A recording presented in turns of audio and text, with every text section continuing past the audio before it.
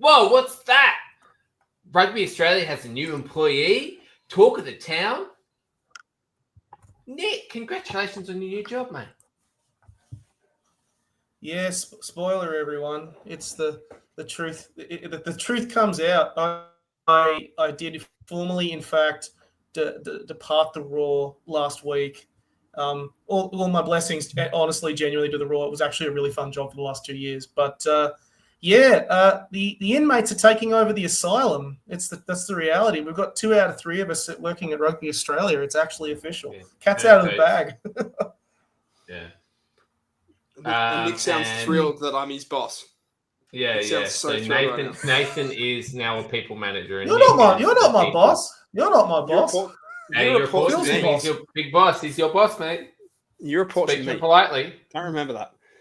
But this is what happens. So, by the way, this is what happens if you lose 12 fantasy things in a row. They officially have to work for you. yeah. Nick is officially okay. So, funnily enough, I now discovered why I've lost 12 things in a row.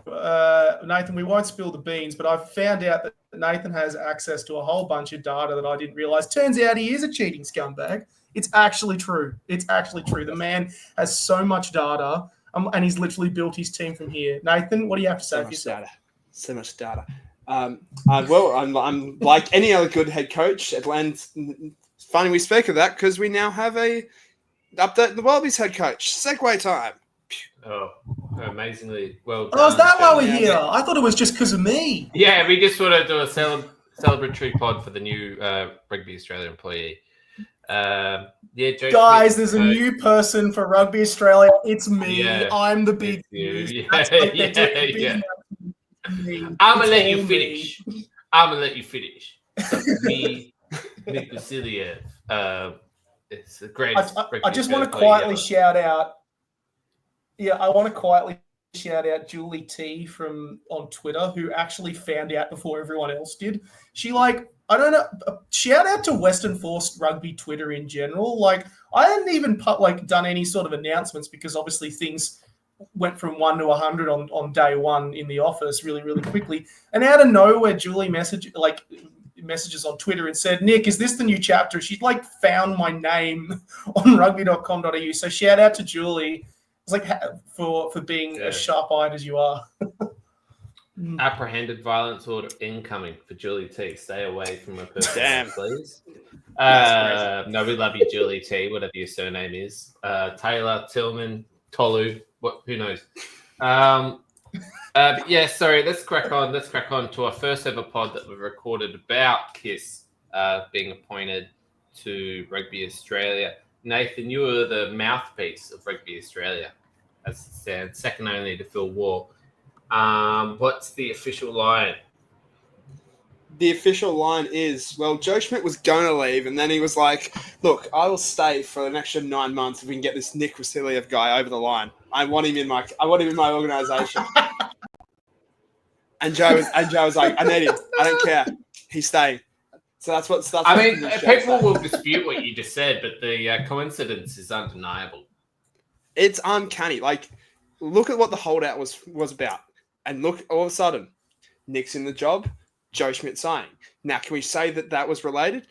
Again, you can't say it's not related given the timing. We're not experts. We can't say. Guys, I'm just asking questions. Just ask questions. I don't want to be selfish. Or anything, but it's all about me. It's all about me, this podcast. There's no other news happening in Planet Rugby right now. Officially confirmed. Joe Schmidt signed, and it's all because of me. So, I'll take all of my lumps right now. So thank you very much, guys. I'm receiving word from my own sources that Joe Schmidt was convinced to stay at Rugby Australia after he DM'd Nick on Instagram, and Nick's magic words were, "Why not? Why not? Why not?" To be fair, all jokes aside, though, it is hilarious. It is pretty crazy timing that it's just gone from 1 to 100 in the space of 24 to 48 hours. But it is honest to God, though. I mean, Nath, obviously we could just break down exactly what is happening with Joe staying on, but also, I mean, Les, it's official. Les will be the next coach. Actually, I'll do that because I'm the host. But Nathan, you can fill in with the facts. Yes. So originally what was reported is that Joe Schmidt, back before Christmas last year, would let RA know, and by definition, us, the people, the rugby plebeians, know that whether he was staying on or not, and then he was gonna leave. So where the Wallabies are playing Fiji, then they're playing the Lions tours happening. And then there's a break. I'm not sure how long that break is. Nathan, you can fill that in when it goes through. 2 weeks, 3 weeks? About 2 weeks. And then Rugby Championship is starting, which goes for 8 weeks. So you play 2 weeks and break, 2 weeks and a break. And then there is and then a month break almost, and then there's spring tour. And so Joe was going to leave after Lions. That's what he said when he finally said we're just going to do it in January. And now the news is that Les Kiss, Queensland Reds coach, is going to take over after the Rugby Championship, and Joe's going to stay on for the Rugby Championship. Correct, Nathan? Incorrect. Oh, damn it! You were so close. So what happened in February was Smith said, look, I'm contracted to the Lions, but I'll stay for the Rugby Championship. I will stay up until that point. Then as the business went looking for a replacement for Joe went, well, actually, you know what? If it's going to make the process easier, I will stick on until the Australian leg of this Nations Championship or Cup, whatever it's called, in 2026 ends up. And essentially when that finishes, I'll stay to that. That worked out perfectly. What? That is so nebulous. Sorry. But go on. We'll get back to that later. Sorry, Nathan. So that worked perfectly out with the guy that we're after, Queensland Reds coach Les Kiss. Kiss is contracted to the Reds until that point. So what that essentially means is Kiss will finish out his deal with the Reds. As soon as he's done with the Reds, he takes over as Wallabies coach. But throughout that process, he's probably going to end up being integrated into the Wallabies system, into the Wallabies structure. So it's a seamless transition. I think it's the first time this has happened since, ironically, the last time we had a home World Cup with, I think it was Lincoln, Ewan McKenzie and Eddie Jones. So it kind of just seems like this has just been, this is planned out with hopefully. No, it was Eddie Jones and then John Connolly, wasn't it? No, before Eddie Jones was coach in 2021. Oh, right. Yes, gotcha. Sorry, correct myself. It was Rod McQueen and then Eddie Jones. Yeah, there we go. It's like that planned transition, which is, again, something we're not used to. We're not used to actually having kind of thought out succession plans in Australian rugby. Yeah. Or plans in general. So, yeah, that's basically the facts. Schmidt stays on until mid-2026. Kiss takes over, and he's contracted until the end of 2028. That's crazy. Nick, how do you feel about all this? Mm-hmm. I know when Nathan may or may not have had a chat about this before. We had a couple of things to say, but and we know what they are. But Nick, what do you feel about the whole Kiss taking over, Schmidt staying on? So this is my thoughts on it. I originally, and I think a lot of people thought that this was just going to be Joe Schmidt stepping down at the Rugby Championship, but I feel like this is probably the best move in terms of the wider stability of the game. Like, you see how many of the Super Rugby coaches have moved in the past. I mean, Dan McKell's only just back in this year. Larkham's only been 2 or 3 years. Cron likewise. It just kind of keeps stability within that Super Rugby side and shows that it's not just Super Rugby is the bythought of just the Wallabies. I think from a Wallabies perspective, keeping Schmidt involved for as long as possible is a positive. It's always going to be a good thing. The only kind of point that you get concerned about is Kiss going to have enough time in the Wallabies coaching setup to get himself equipped with the job at hand before the Rugby World Cup, which is like our most important event. And like at the time, we sort of don't know how much he's going to be involved within the wider Wallaby setup before he takes over in 2026, but I'd like to think that he's pretty hands-on in terms of advisory role and ends up just being like when South Africa did the whole Neiman and Rassi era where like they were just switching in between. It was basically just like a seamless transition. I think that's how this works. How that worked? I assumed it was just like Peter Volandis is not the CEO of the NRL, but acts like it. A little bit, yeah. Like I think that's how it worked for a little bit, but then Neiman was like, "No, I'm out," and then Rassi took over as coach. So, look, I think it's one of those ones. If you can get Les involved in the Wallabies situation, Wallabies camp early and often, then there'll be no issue in terms of a transitional period between the two. I think in terms of style-wise, both of them are pretty similar, which helps. And yeah, just finally gets the security and finally gets some kind of future plan that has been sort of waiting. I think most people admit for too long, given the original plan was, weeks, not months at the start of the year. So yeah, I'm just glad there's all set it up and hopefully this sort of succession plan works out in the end. Yeah. Yeah, it is interesting. And look, for the viewers who are kind of wondering what's going on, or listeners, sorry, we've unfortunately lost Nick to internet issues, but maybe it'll come back on soon. And I'll try to keep off any kind of Stephen Larkham's future chat until he comes back on. But yeah, I think it's just really good to see the plan be in place. Like we've got this guy. Like I think we had a lot of course corrections. We had Dave Reddy doing Kumbaya, singing guitars, and then completely swapped that for Eddie Jones, who bulldozer of a human, complete opposite reaction. And then we've gone back to actually a well-renowned coach who, Eddie Jones is well-renowned, but like a very kind of serious coach who's a calm-headed coach. Calm-headed. Let's say that. More sane coach. Yeah, bit more Pacific Ocean than Raging Rapids. But it's good to see that, and I think actually what's really important too.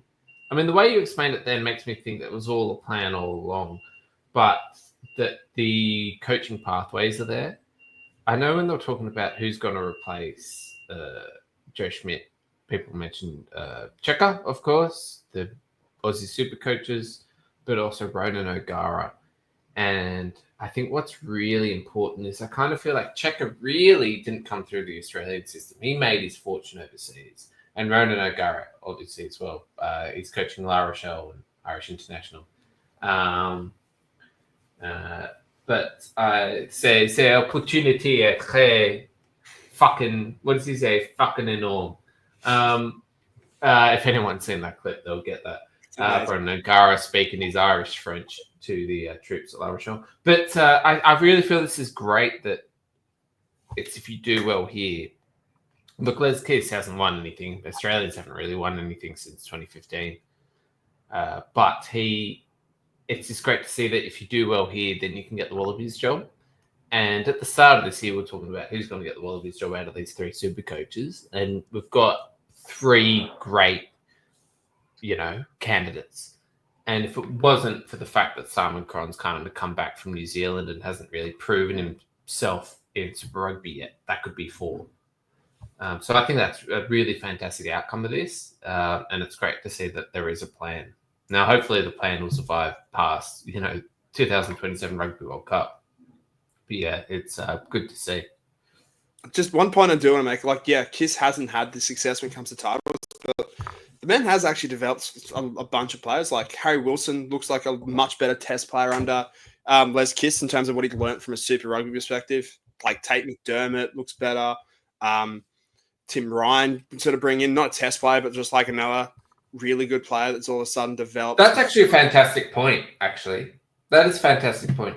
And it kind of goes to something that I always think about, which is, people go, this player is not good enough. This player is never going to make the Wallabies. But the great coaches can make and I'm not calling any of these players ordinary, but can really take average players and make them great. That is a great coach. Yeah. 100%. Like look at the guys that have come under him. Like Alex Hodgman is all of a sudden like in Wallabies contention when like he was just sort of just another Kiwi. We looked at it a couple of years ago. Yeah, Matt Feather, like even like guys coming through right now, like Richie Asiata is all of a sudden it's like being thrown around as a bolter. And it's like who would have said that 6 months ago? Like Dre Pacquiao. Yeah, all the kind of second string guys at the Reds are killing it. Bryle. You know, they haven't missed Fraser McWright that much as you thought they might. Like, there's just so much.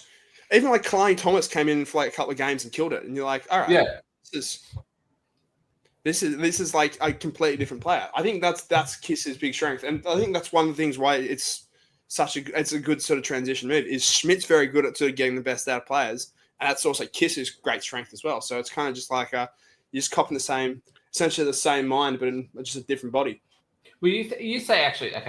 So get the best out of players. Like that's a coach's job. You're meant to get the best out of players. But I think what the actual difference is that the getting the best out of players is a lot more sustainable. It's not the checker, fire up the ass kind of. That's how you get the best out of them. He's actually developing them like as a whole. You look at Harry Wilson saying, "No, I don't want to go overseas. I want to play for the Wallabies. I want the Wallabies to win the Bledisloe." And you know the exact quote, Nathan. But it's that kind of attitude that he's really bringing with them, and it's that smarts. It's that European smarts that we do not have. And it's actually kind of ironically funny because the Queenslanders are a bit red hot with offloads at the moment. But that kind of smarts. I mean, even I remember Harry Wilson's kick versus Scotland. You'd never see number 8 do that, but it's that kind of attitude that those two will bring into Australian rugby. That heads-up play. Yeah. I don't know if we've got Nick back on. He's here with us. Yo. Yeah, you okay? Can you hear me? Yeah, I'm having an Andy moment. I think I need to. I think the other funny part is I know Andy lives out in somewhere far out in the middle of the Queensland bush. I'm in the middle of like Sydney. I'm in Woolwich. Like I'm supposed to have the fancy 5G internet here, but apparently I don't. So, yeah, I know. No, there there is kind of a black spot there. Like I know if you catch the train from Parramatta to the city. There's a black spot around Petersham, which is kind of, I think, south of Woolwich, if you look on the map. Anyway. Well, I'm right in the black spot, which I think is hilarious. But, look, I think going back to the OG question from 20 minutes ago,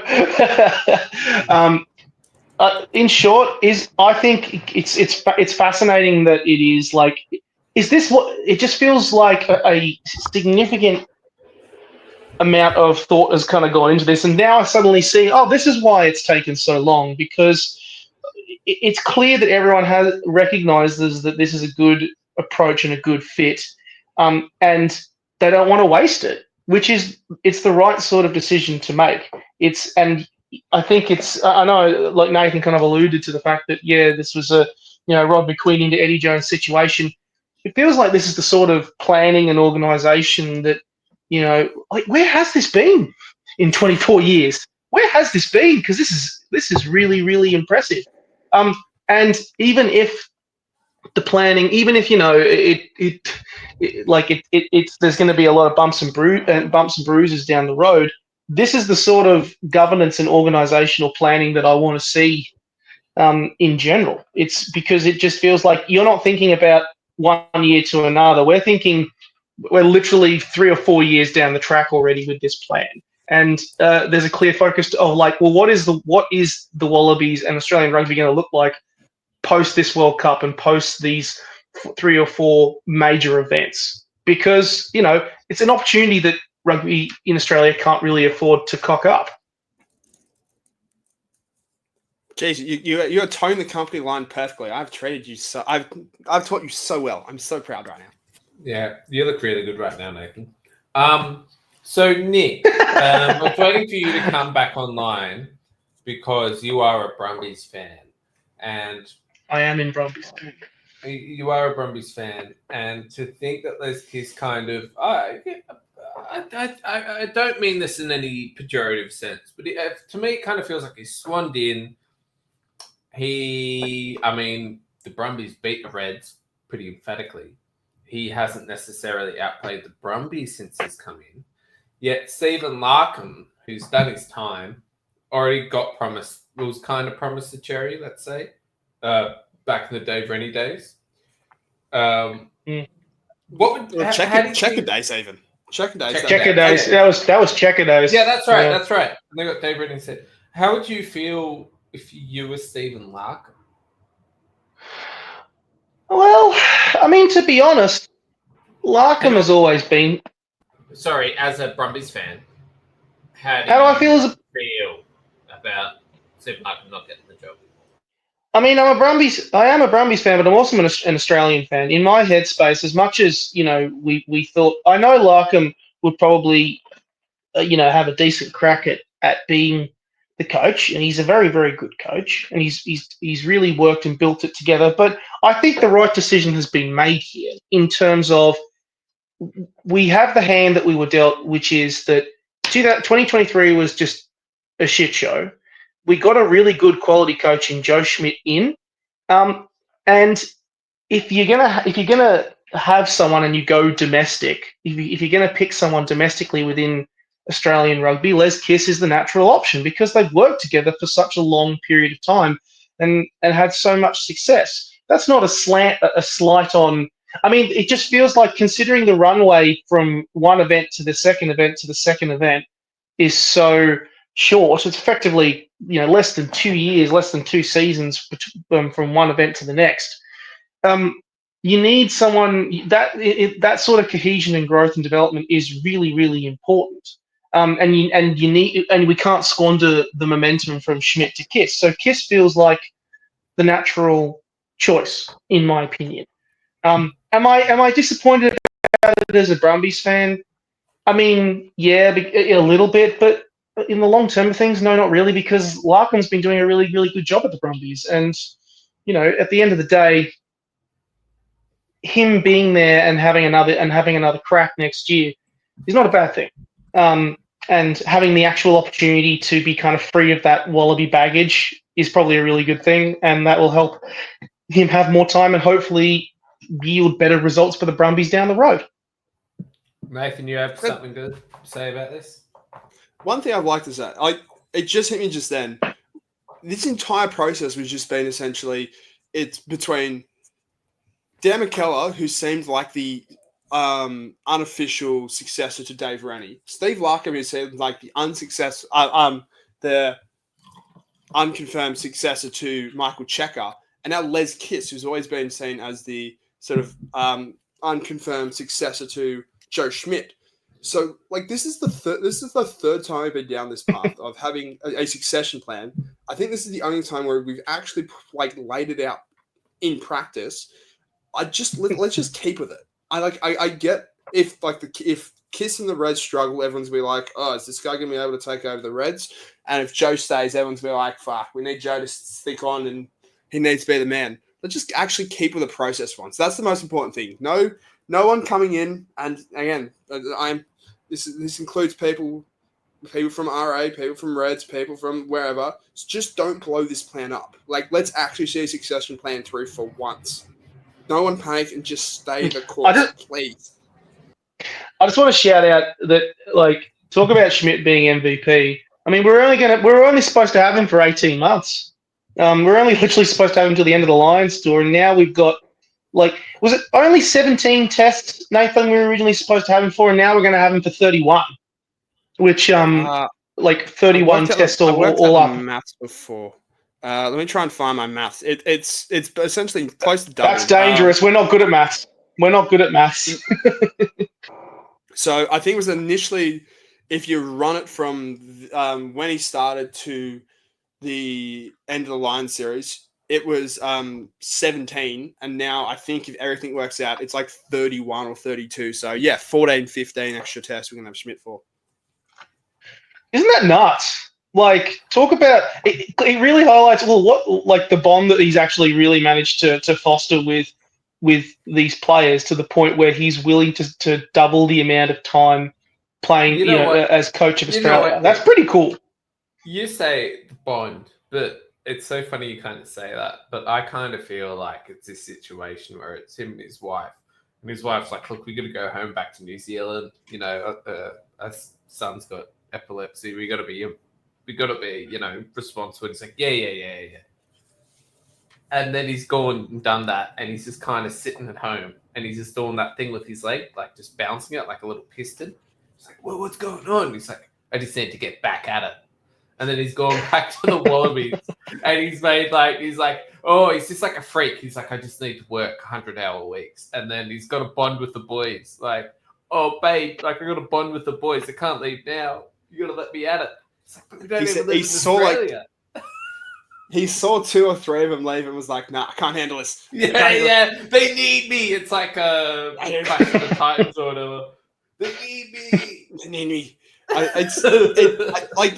This is the greatest example of just like, I think a coach having just like someone just having the coaching bug where just like eats it. He's just had enough for an off season where they're already planning stuff out about where he's going to go. It's like, nah, job's not done. Job's not done. I got to finish this off. It's like a gambler chasing his losses. Like, I can still turn this around. I told you boys that I met Michael Maguire, the Broncos coach. The thing that sticks with me, right? Like, we all think we're passionate about things and, whatever. We're easygoing, but we're serious about our job. When I met him looking around the room was like equivalent to my intense stare. Like, he just sucked the air out of the room when he walked in with his just like, you know what I mean? Like, I don't know whether it was pheromones, it was something like that. And all these guys, and we're not that, like none of these dudes do fucking podcasts because they can't be asked, they're doing something else important. But like guys like Joe Schmeal and all that, they thrive off the pressure. Like like one of those sea anemones that lives near volcanic vents in the subterranean floor of the ocean, feeds off volcanic energy. It's just what a fucking comparison. Fucking insane. Reference. That's amazing. Thank you. It's actually so at school when you learned that everything plants lived off chlorophyll. They actually discovered these volcanic vents at the bottom of the ocean floor that animals are living around, and they've figured out that not all animals need to live off chlorophyll. It's just some sort of energy. Yeah. Who would have thought in a podcast where we're talking shit about Nick getting hired and Joe Schmidt getting hired? Last week I talked about the Ottoman's alliance with the French in the medieval ages. I've got it all. Hey, we're a knowledgeable podcast. Again, we're not a math podcast, but we're a very wise podcast with history and English. Everything except math. God. About that shit. Yeah, everyone, listen. Fuck all the other podcasts off. We're the only one you need. That's the reality. This is the truth. Deep stuff. Yeah, except maths. Fuck maths off. Maths or maths? But look, we don't want to talk about math. I'm so confused. Didn't really answer the question. Anyway, moving on. I'm thinking about Julie T. He's got no interest in biology. Being very confused about our chat. I guess let's talk about Stephen Larkham. How do you think Dan McKellar's feeling? And how do you think Dan McKellar's successor, Simon Cron, is feeling? Dan McKellar probably is fucking relieved. Right now. He's relieved. Is thrilled right now. He doesn't have to answer another question about the Wallabies coach. I could see the anger in that man's eyes when, like, for the 6th week in a row, somebody asked him, "So, have you heard anything about being Wallabies coach?" And he's like, "I don't know how many times I've got to tell you pricks. I'm not interested in it. I just got here. Let me try and turn the Waratahs around first, please." Yeah. The serious question, like when we do the next presser with him, let's ask a question about the Wallabies anyway. Like, we're still going to do it. So the exact same question, we'll just change it, put a knot in there somewhere. So it's like, what do you think? What don't you think about the upcoming Wallabies job or something like that? Are you relieved that you aren't being asked about the Wallabies question anymore? But in all seriousness, What's it like to not be in the Wallabies position? Yeah, you're not being in contention for the Wallabies head coaching job. Do you feel a bit sad? I will do that, but I'm asking that with at least a 10-meter head start because like he can. I reckon he can still. Do you think you're a contender for the Wallabies job in 2028? 2028. Yeah, we'll say already. So yeah, we'll start that chat. I was like, so I heard that you're interested for the Wallabies job in 2028. Can you confirm or deny this that you're interested? And then we'll do 12 pieces on it. And that Dan McKellar might be potentially considering doing it. And then every single one will be him just saying, like, please stop asking these questions. I swear to God, Nathan, I'm going to stab you. Or, like, any sort of stuff like that. I think that's the answer. Let's say, Dan McKellar, if Joe Schmeal and Les Kiss Touchwood keeled over and died next week, would you be interested in the Wallabies job? Jesus Christ. Well, fucking hell, Hartman. So if anyone was wondering, like, when Nick joined RA, if this podcast would get a bit more sensible, a bit more, like, toe the company line, that should answer your question. This ain't changing shit. We're still unhinged as it is. Yeah. Oh, nah. I just find it funny that, like, now there's two out of three of at least us. Of course, there's, like, we've got Josh. I mean, Josh is busy right now. He's busy helping out the wildfires, and Andy's doing what Andy always does, riding a bike. And now there's more of us actually in the office.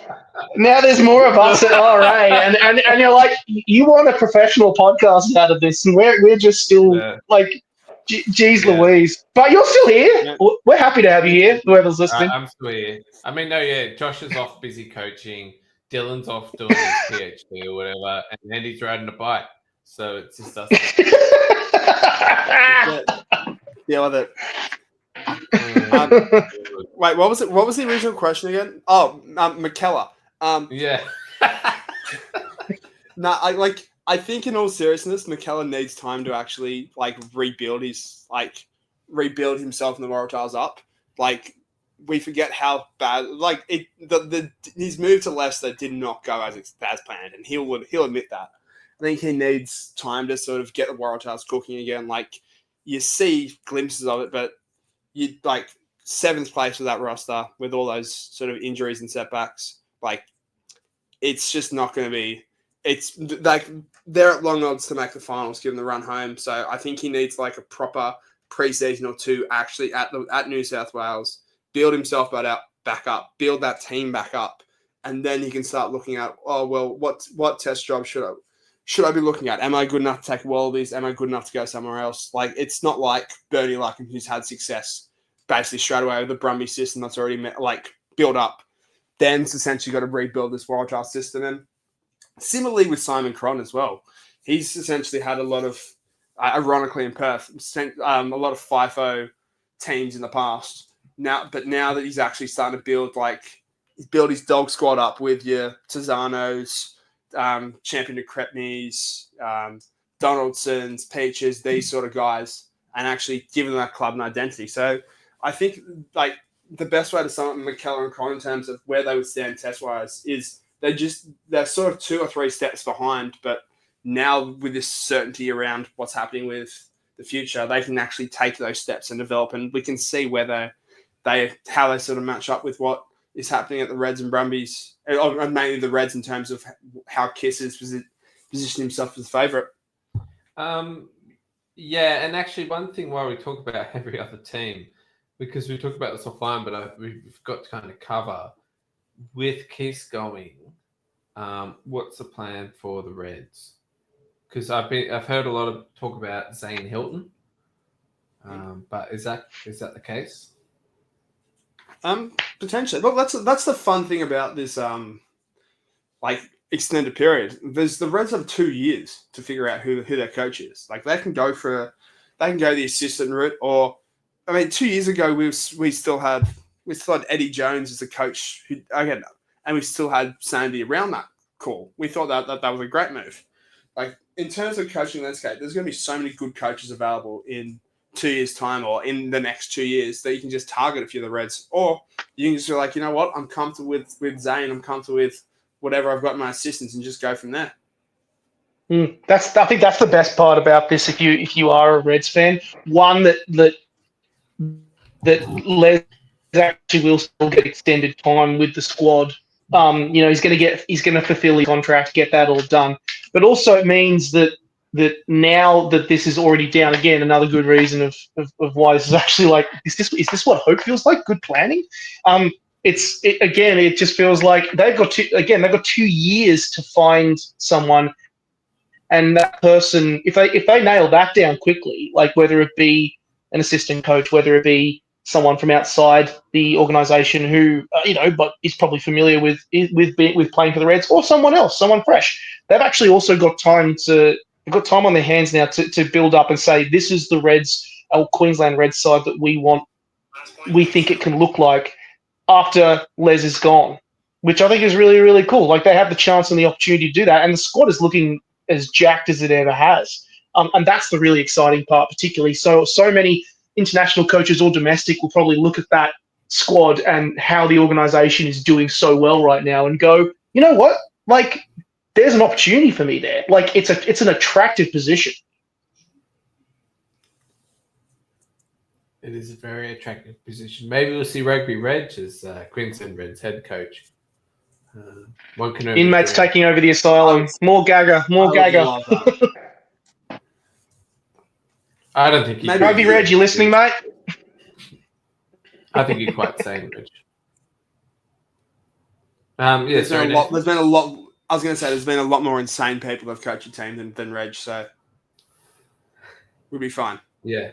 Reg, you're zero insane if you listen to this, but I think you're zero insane. My personal opinion. Okay, cool.